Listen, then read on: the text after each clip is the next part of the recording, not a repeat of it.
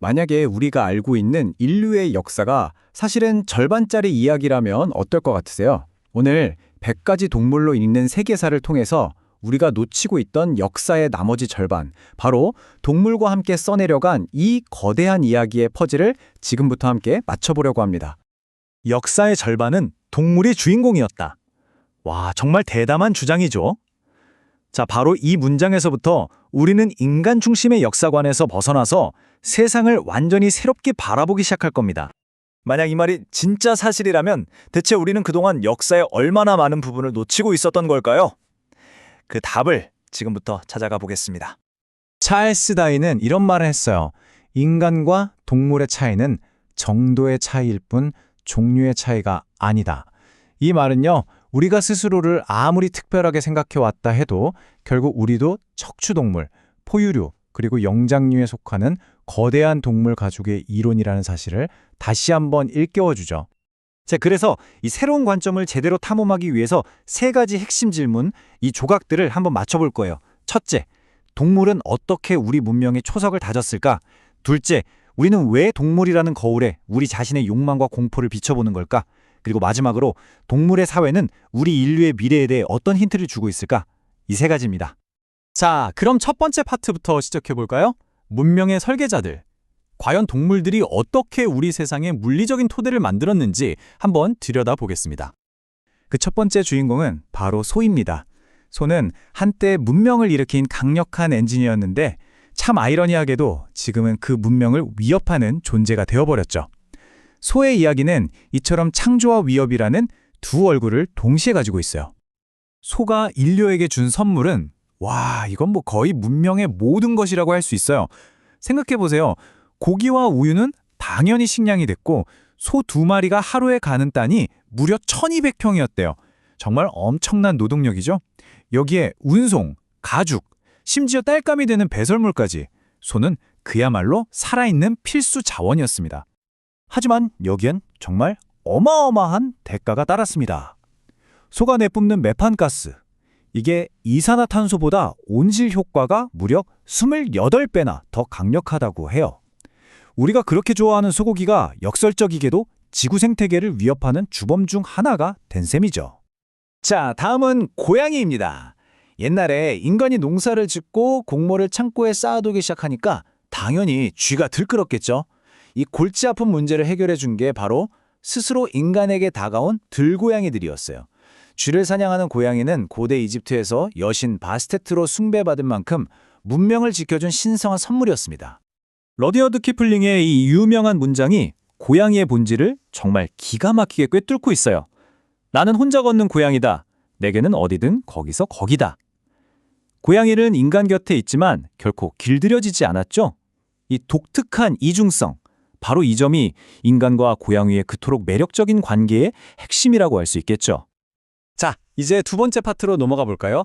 인간 정신의 거울입니다. 이번에는 동물이 어떻게 우리의 야망과 두려움, 다시 말해 우리 내면을 비추는 상징이 되었는지 한번 살펴보겠습니다. 사자 하면 뭐가 떠오르세요? 한때는 경외의 대상, 왕권의 상징이었잖아요. 사자왕 리처드처럼요. 그런데 오늘날 사자는 어때요? 서커스에서 재주를 부리는 모습으로 등장하기도 하죠. 왕에서 어릿광대로. 이 극적인 변화가 자연을 대하는 인간의 시선이 얼마나 달라졌는지를 정말 상징적으로 보여주는 것 같아요.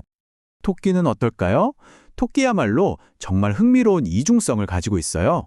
한편으론 연약하고 순수한 상징이라서 성모 마리아와 연결되기도 했는데 다른 한편으론 인간에게 가장 효율적인 단백질 공급원이었거든요.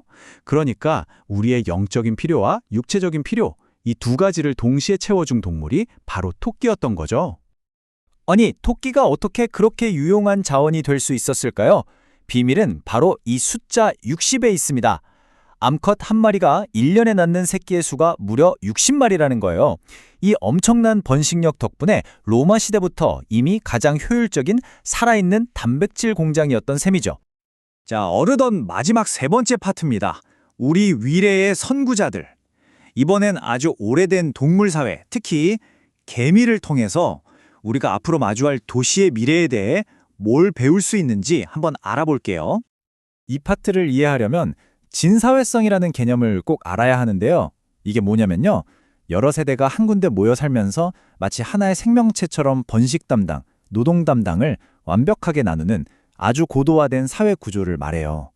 정말 놀라운 건 곤충들은 무려 1억 2천만 년 전부터 이 시스템을 완성했다는 겁니다. 이 사진 좀 보세요. 왼쪽은 복잡한 개미 군체고 오른쪽은 현대의 거대 도시인데 와, 정말 놀랍도록 닮지 않았나요? 과학자 에드워드 위스는 인류 성공의 핵심이 바로 이 진사회성에 있다고 봤어요. 어쩌면 개미 사회가 인류가 향하고 있는 초거대 도시, 즉 에큐메노폴리스의 미래를 미리 보여주는 청사진일지도 모른다는 거죠. 근데 더 놀라운 사실이 뭔지 아세요?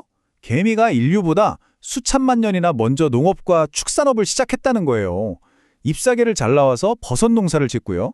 진딧물을 가축처럼 귤러서 꿀을 얻는다고 해요. 이런 인간의 시스템을 초월하는 정말 경이로운 수준이죠. 인류도 개미처럼 점점 더 거대한 도시로 모여들고 있어요. 2050년이면 세계 인구의 68%가 도시에 살게 될 거라고 합니다. 근데 이런 급격한 밀집 생활은 스트레스나 우울증 같은 새로운 문제를 낳고 있잖아요. 개미는 수천만 년에 걸쳐서 이 문제에 적응했지만 이제 막 그 길에 들어선 우리는 과연 준비가 되어 있는 걸까요? 이 숫자 한번 보시죠. 1경, 지구에 사는 개미의 추정치라고 합니다. 이 정말 천문학적인 숫자가 그들의 사회 모델이 얼마나 성공적이었는지를 그대로 증명해주고 있는 거죠. 자, 이제 결론입니다. 우리의 공유된 운명, 동물 왕국에서 우리의 자리가 어디쯤인지 다시 한번 생각해 볼 시간이에요. 결론은 아주 명확합니다. 인간은 동물과 따로 떨어진 존재가 아니라는 것. 우리는 이 거대한 생명의 나무의 한 가지일 뿐이죠.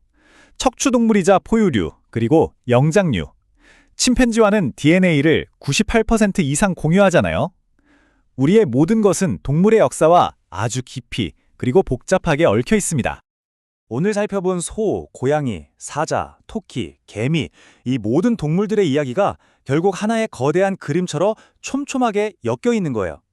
동물의 역사를 빼놓고 이야기하는 인류의 역사는 결국 절반의 진실에 불과한 겁니다. 마지막으로 이 질문을 여러분께 던지면서 마무리하고 싶습니다. 우리 인간의 미래를 제대로 이해하려면 먼저 그들의 역사를 이해해야 하는 것이 아닐까요? 우리가 그동안 놓치고 있었던 이 거대한 역사의 나머지 절반을 마주할 때 비로소 우리는 이 행성에서 모든 생명과 함께 살아갈 진짜 지혜를 얻게 될 겁니다.